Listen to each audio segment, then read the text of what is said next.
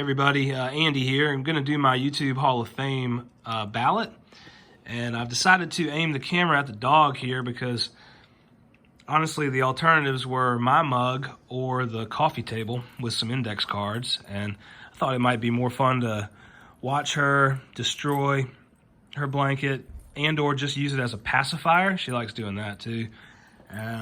So we'll just let her do her thing while we kind of go through the list. The obligatory preamble here before I get into it is that it was real hard to pick 10. I know everybody says that. It's because it's true. I had 22 names initially that I wrote down, and it was kind of hard to only write down 22, but I've somehow managed to whittle it down to 10, and I want to get into it here and try to move this quickly. While still saying a little something about each person. So first I've got Caitlyn, A League of Their Own. And Caitlyn has an awesome attitude. She's super knowledgeable. She's also very passionate about what she collects. And it doesn't matter if it's a Mike Trout card or a K-line piece or a PSA return, submission return. I mean, everything she does is done well in my opinion. And it's kind of a must-watch for me when she makes a video. So I've got Caitlyn in the Hall of Fame. Next, also a side note here.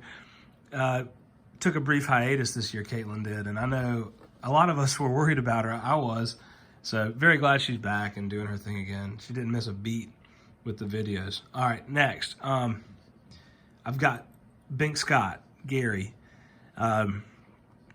Gary is solid as a rock. He's super consistent.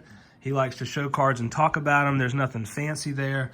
But Gary's a Hall of Famer because he's one of the most interactive and positive folks that we've got here. Having discussions and comment sections, always bringing an informed interesting opinion on anything, whatever the discussion is, hobby related. He loves it. That's why he's here, to connect with other collectors and have conversations about the hobby. And he's just here for all the right reasons. He's also incredibly generous, and I think he's a Hall of Famer in my book. He also will hate listening to all that because I think he's also very humble. But Gary, I got you in on my list here. Next up is the one and only Bob Lewis, who kind of speaks for himself. He's famous around these parts. I heard somebody say he's got a cult following or something like that. I don't know if I agree with that, but Bob has this dry sarcasm, sense of humor that really resonates with me, and he keeps his videos fresh as a result, just with his commentary. And it's not an easy thing to do when we're just filming cards a lot of times, and, for it to not ever seem like the same old. Bob does a really good job of that, in my opinion. And I think he's kind of a legend here, so I've got him in the Hall of Fame. Next on my list here is Bowman 53, Alex. Alex is the only other person in the community I've met in person. I wasn't able to make it to the National, so but Alex and I live in the same town, and this isn't a homer pick. That's not why I've got him on my list here. I think the tribute that he paid to the 1953 Bowman color set as he built it and took us along for the ride, I think that was a thing of beauty. Those 53-second videos are unbelievably good, and his editing skills are on point with everything that he does. I think he just did that set he did it justice, and he really did. It was a good tribute, and I think a Hall of Fame worthy accomplishment. And regardless of what he decides to go after next, exactly, I think he's earned it with his set build, honestly. All right, moving on. He's also very interactive. I guess if there's one theme on my list here, it's folks who are very interactive in the community and who, play an active role in commenting and things like that. It's a lot of our favorite a lot of us here, it's our favorite thing is the interaction, right? So that's kind of a common thread in my list. All right, next, we're halfway through here. No, actually almost halfway. Geez, Mikey.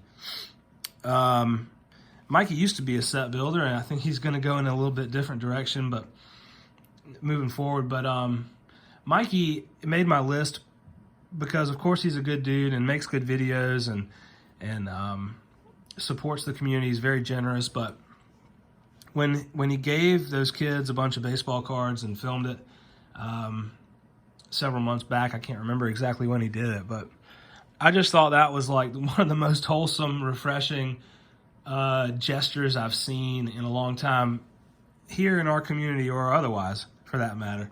So anyway, it was a Hall of Fame move in my opinion. So I've got Geez Mikey on my list. Next up is Josh, Impact Player. So Josh doesn't make videos too often, but when he does, you can bet it's to support somebody here, like a contest response, something like that. Josh is incredibly generous. If you've ever been hit by a care package from him, you know what I mean. You better be sitting down when you open that thing up, because he really gets a lot of enjoyment out of giving things to other folks that he thinks they'll enjoy, and he's just incredibly generous. But also, like Gary, and so many of us here, he's all about that, kind of community thing we've got going on here, and helping other collectors out, connecting and making new friendships. And anyway, he's a class act. Josh, Impact Player, Hall of Famer in my opinion. So, all right, next on my list here, I've got Tony, Psyched on Baseball Cards. And Tony recently completed the 1960 set, but unlike me, for example, with my 62, where I just sporadically do a binder update and maybe show some Hall of Famers, Tony showed every player and taught us a little something about each one along the way. And, Tony's got more technical editing skills than I do. He's got the intro and outro going and puts effort into his videos, and he's another guy who's generous. He's another guy who supports a lot of people here, and I think Tony belongs in the hall. So he's got my vote. Next up here, just 3 left, and I've got Scotty Tradition. I've got him in here for a couple of reasons. He's been in the community for almost 5 years, longer than anybody else on my list, as I checked back and saw when everybody started here. And I've got him in here because, the time and effort he put in and still puts into the YouTube Facebook group. Took a leadership role there, and look, it's a time commitment to make videos and to watch people's videos, and to add that on, I thought was admirable. And nice guy, also generous, also very supportive. So Hall of Famer in my opinion, Scotty Tradition. Next up is another guy who's way up in Wisconsin, and that's Stowe Sports, Mark. I can't believe he's been around for a year, to be honest. I did a double take, but Mark made a couple videos in 2017, but he really kind of started making them again a little over a year ago, December of 2018. So he's like, he's got videos that aren't like anything else we've got here. I don't know that they're sports card related most of the time, but he's got some of the best, most original, funniest content in this community. In fact, it's like hands down in my opinion. So it cracks me up anyway. He puts time into these things and does the editing. And I just wish I was savvy enough to do some of the things he does with the effects, but he assures me it's simple, but I don't believe it. So Mark, I think has skyrocketed his way into Hall of Fame status, just for the entertainment value that he provides here. And And, anyway, he's on my list. And now we're down to my last vote. And this is a tough one. I think Tony belongs in the hall. And I think Tony has skyrocketed his way into Hall of Fame status, just for the entertainment value that he provides here. And anyway, he's on my list. And now we're down to my last vote. And this is a tough one. I think Tony belongs in the hall. And I think Tony has skyrocketed his way into Hall of Fame status, just for the entertainment value that he provides here. And anyway, he's on my list. And now we're down to my last vote. which I'm going to be giving to Vintage Card Curator, whose name I think is Keith. And, you know, if you've not seen his videos, you should check them out because they're incredibly informative. The guy puts a ton of research in these things. Did a recent one as an example on like a deep dive into PSA 10 ratios for the Rickey Henderson rookie. And, I mean, it's just incredible that the research and the data that he analyzes to make these videos, to me. They're very well done as well, and he did a lot on Slabgate back over the summer. But you know, I think anybody who's interested in the hobby would find his content at least interesting. I really enjoy it. But all right, that's my 10. Again, it was tough to pick them, but I'm proud to put all 10 of those out there, and I wish everybody the best of luck. I definitely appreciate you watching this kind of longer video, and I'm sorry that the dog was kind of a dud. Bela, look, you really disappointed. You didn't do anything exciting essentially the whole time, so I'm not sure about this decision in retrospect. You won't even look.